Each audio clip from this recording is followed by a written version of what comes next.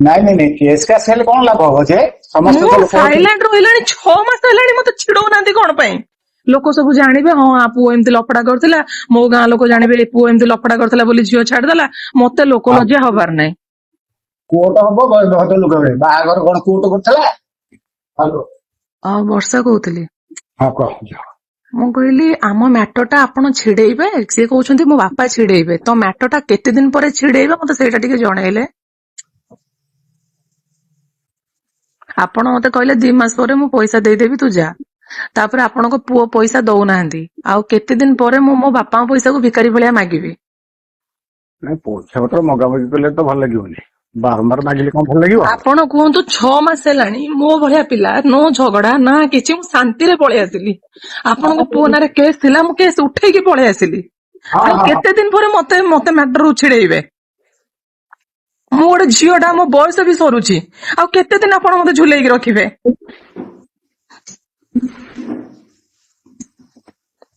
Case ଚାଲିବ, ଲୋକ ଜାଣିବେ, ଆପଣଙ୍କୁ ଭଲ ଲାଗିବ? ଆପଣ ନିଜେ କୁହନ୍ତୁ।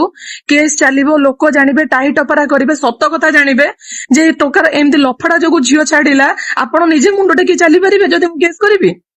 ନାଇଁ ନାଇଁ ନାଇଁ କେସ୍ କାସ୍ ହେଲେ କଣ ଲାଭ ହବ ଯେ ସମସ୍ତେ ମୁଁ ତ ଲୋକ ସାଇଲେଣ୍ଟ ରହିଲାଣି 6 ମାସ ହେଲାଣି, ମତେ ଚିଡଉନାହାନ୍ତି କଣ ପାଇଁ? ଛିଡେଇବ। ମତେ କହୁଛନ୍ତି ମୋ ବାପା ଆସିକି କଥା ହେବେ। ହଁ ତମ ବାପାଙ୍କୁ ଡାକ, ଆମେ 2 ଜଣ ଆମେ ବସିବା। ତ କଥା ହେଲେ, କୋର୍ଟରେ ବସିଲେ, ସବୁ ମ୍ୟାଟର ଛିଡିଲା, ଆଡଭୋକେଟ ବସିଲେ, ଆପଣ ପୁଣି 2 ଜଣ ବସିକି କଣ କଥା ଛିଡେଇବେ? ଆମର ତ ଯାହା କଥା ଛିଡିବ କୋର୍ଟରେ ଛିଡିବ। ଆରେ ସେ କୋର୍ଟ ଛିଡିବ ଯେ, ଇଏ ଦବା ନବା କଥାଟା ହଁ, ଏଇ ଯୋଉ ଆମର ବା ପଇସା ଦବା ନବା, ବାପା ବୋଉଙ୍କ ଭିତରେ ଦବା ନବା କଥା ନାହିଁ। ଆପଣ ଆମ ଆଡଭୋକେଟ ସାଥିରେ କଥା ହେବେ, ସେଇଠି ଏଗ୍ରିମେଣ୍ଟ କରିବେ। କାଳେ ମୁଁ ପଇସା ନେଇ ଠକିଦେବି, କାଳେ ମୁଁ ମିଛ କହିବି, କାଳେ ମୁଁ ଫାଙ୍କି ଦେବି, କାଳେ ମୁଁ ଆପଣଙ୍କ ପୁଅକୁ ହଇରାଣ କରିବି, ସେଇଟା କୋର୍ଟ ପେପରରେ ସତ କଥା କହିବ ନା କଥାରେ କଥାରେ ସତ କଥା ବାହାରିବ? କୋର୍ଟ ହବ ଭଦ୍ର ଲୋକ ହେବେ ବାହାଘର କଣ କୋର୍ଟ କରିଥିଲା? କୋର୍ଟ ହିଁ, ବାହାଘର କୋର୍ଟ କରିଥିଲା। ବାହାଘରର ସାର୍ଟିଫିକେଟ ଆମର କୋର୍ଟ ହିଁ କରିଥିଲା। ପ୍ରଥମ ବାହାଘରଟା ଆମର କୋର୍ଟ ହିଁ କରିଥିଲା। ଆମ ବାହାଘରକୁ ଭଦ୍ରଲୋକ ବି କେହି ଆସିକି କରିନଥିଲେ, ମୋ ବାପା ବସି କରିଥିଲେ।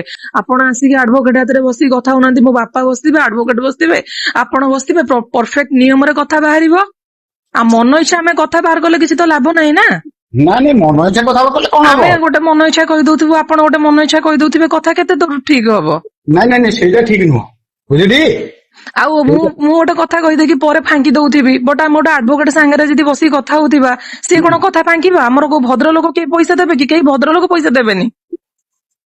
ଆପଣ ଆସିବେ, ଆପଣ ଆସିବେ, ଆପଣଙ୍କର ଠିକ ଅଛି, ଆପଣଙ୍କ ତରଫରୁ ଭଦ୍ରଲୋକ ଆଣନ୍ତୁ, ମୋର କିଛି ଲେନ ଦେନ ନାହିଁ, ହେଲା। ଆଉ ମୋ ବାପା ବସିଥିବେ, ମୁଁ ବସିଥିବି, ଆପଣ ପୁଅ ବସିଥିବେ, ଆପଣ 100 ଭଦ୍ରଲୋକ ଆଣନ୍ତୁ, 200 ଭଦ୍ରଲୋକ ଆଣନ୍ତୁ, ସେଟା ଆପଣଙ୍କ ଉପରେ ଡିପେଣ୍ଡ କରେ। କାହିଁକିନା ମୋର କଥା ମୋ ବାପା ଆଉ ମୋ ଆଡଭୋକେଟ ହେବେ। ମୋର ଏଠି ଭଦ୍ରଲୋକ ଲାକିକି ଲୋକ ଲଜ୍ଜା ହବାର ନାହିଁ। ଲୋକ ସବୁ ଜାଣିବେ ହଁ ଆ ପୁଅ ଏମିତି ଲଫଡା କରୁଥିଲା, ମୋ ଗାଁ ଲୋକ ଜାଣିବେ ଏ ପୁଅ ଏମିତି ଲଫଡା କରୁଥିଲା ବୋଲି ଝିଅ ଛାଡିଦେଲା। ମତେ ଲୋକ ଲଜ୍ଜା ହବାର ନାହିଁ। ମତେ ଟୋଟାଲ ଲୋକଙ୍କୁ ଜଣେଇବାର ନାହିଁ ମୋ ସ୍ୱାମୀର ଏଇ ଗୁଣ ଯୋଗୁଁ ମୁଁ ଛାଡିକି ଆସିକି ରହୁଛି। ମୋ ଜଣେଇବାର ନାହିଁ ବୋଲି ମୁଁ ଭଦ୍ରଲୋକ ଡାକୁନି।